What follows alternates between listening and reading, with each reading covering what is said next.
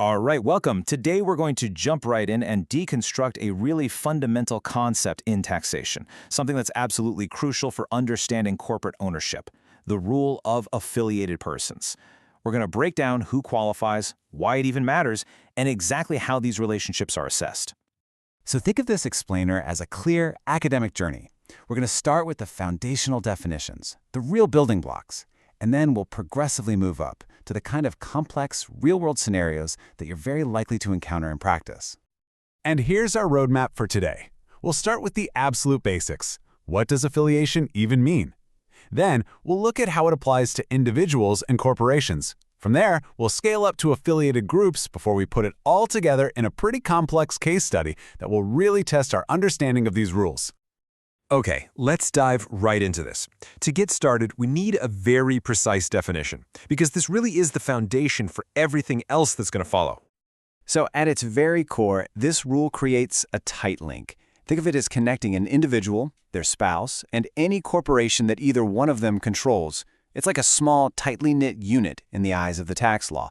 And the rule also extends this logic. So if you have two corporations and each is controlled by a person who is already affiliated, say a husband and wife, then those two corporations are also considered affiliated with each other.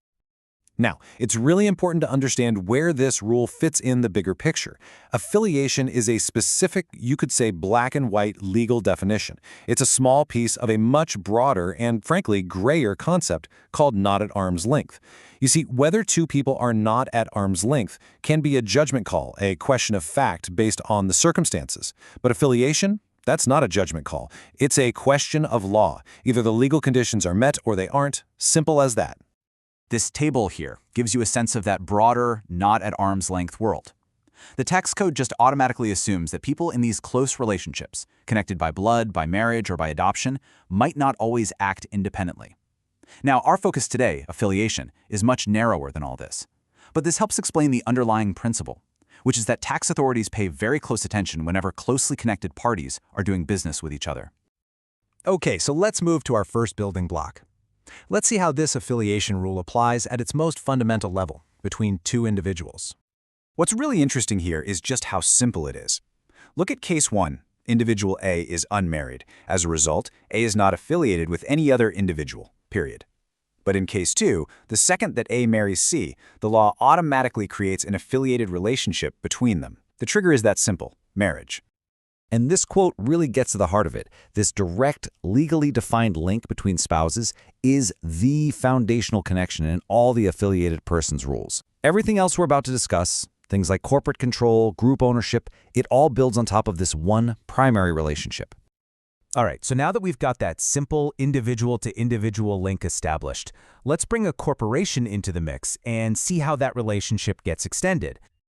This slide just lays out the simple three-step logic. First, you identify the individual. Second, you determine if they have control of a corporation. And if they do, third, you conclude they are affiliated. It's really that straightforward. Control is the essential bridge that connects the person to the corporate entity in the eyes of the law.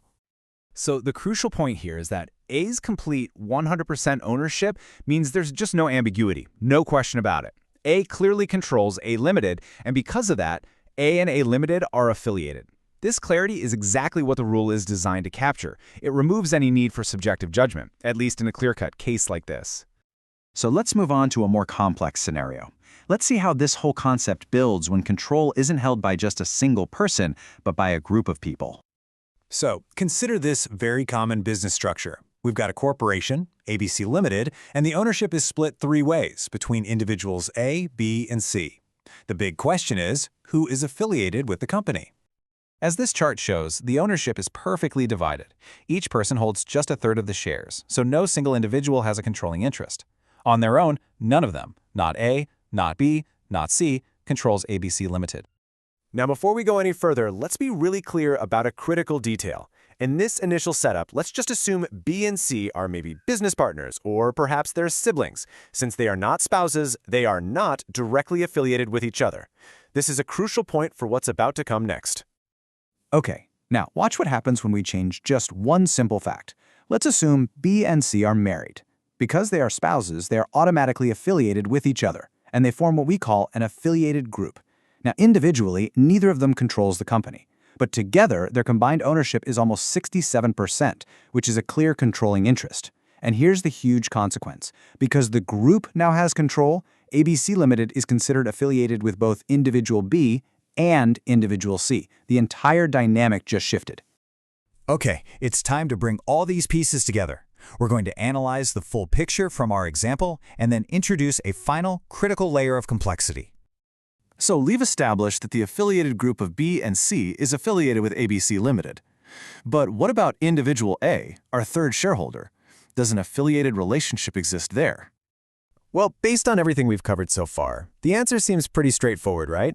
A doesn't have individual control, and A is definitely not part of the controlling affiliated group of B and C.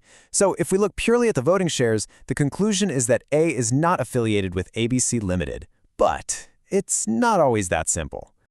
And this, right here, is where tax law gets really interesting.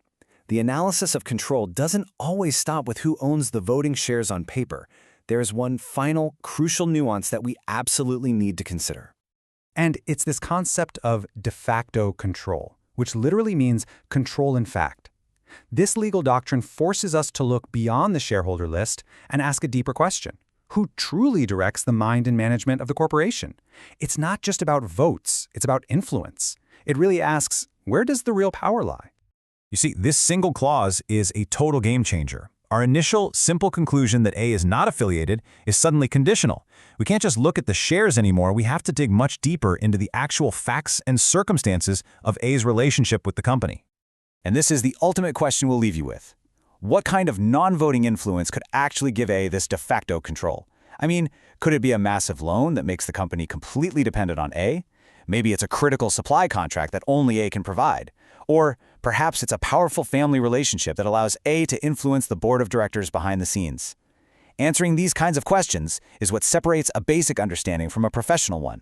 And it's the critical final step in analyzing any complex ownership structure you come across.